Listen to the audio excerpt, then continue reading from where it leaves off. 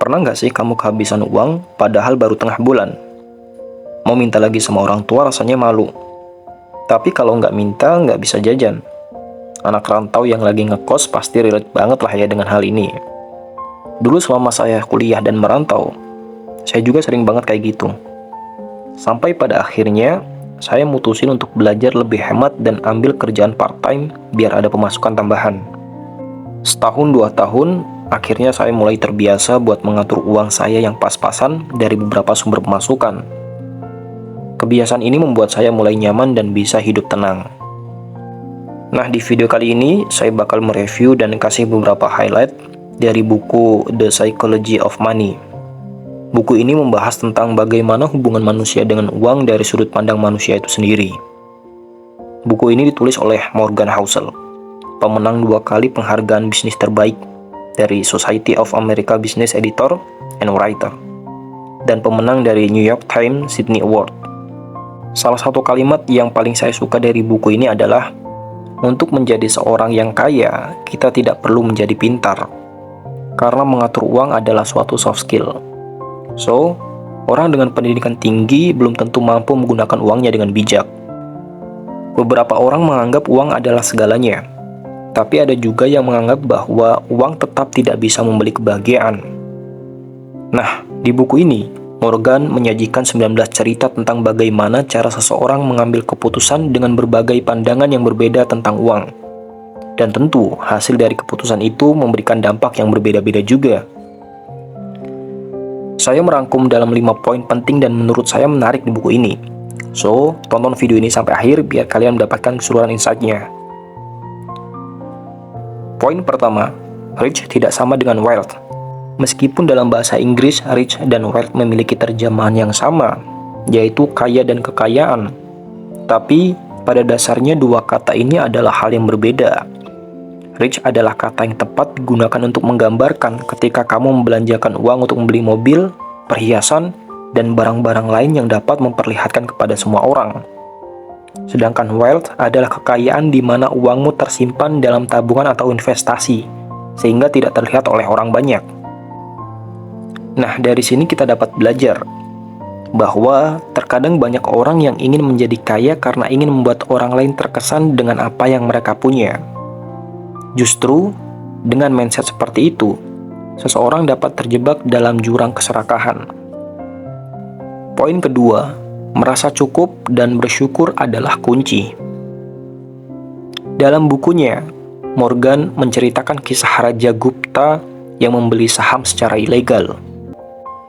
Perbuatan itu dilakukan dengan gegabah setelah 16 detik. Dia mendengar berita bahwa Warren Buffett akan berinvestasi sekitar 5 miliar US dollar. Meski tahu tindakan itu ilegal, Raja Gupta tetap melakukan karena ia berpikir akan meraup untung lebih dari 1 juta US dollar. Akibat perbuatannya, Raja Gupta dihukum kurungan penjara. Nah, dari sini kita bisa belajar bahwa keserakahan dan rasa iri membuat kita gegabah dalam mengambil keputusan tanpa pertimbangan yang matang. Termasuk keputusan yang berbahaya, yaitu masalah uang. Untuk menghindari itu, sebisa mungkin kita pun harus terhindar dari rasa iri. Dengan cara apa?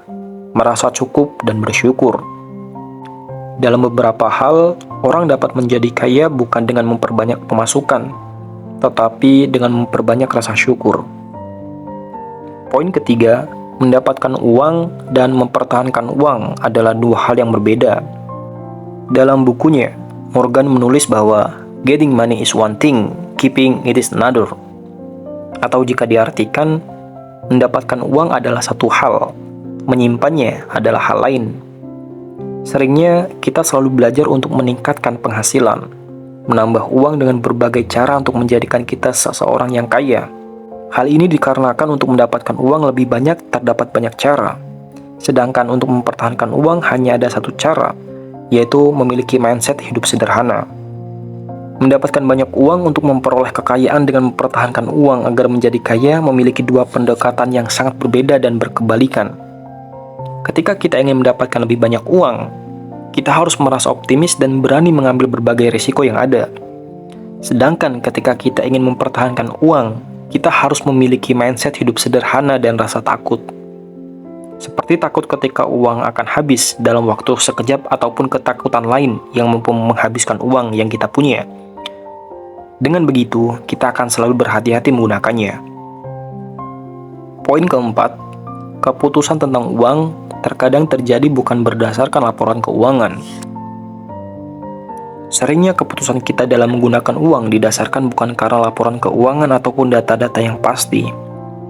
Lebih banyak dipengaruhi oleh iklan, provokasi, atau beberapa perasaan emosional seperti sombong, haus validasi, ataupun perasaan iri.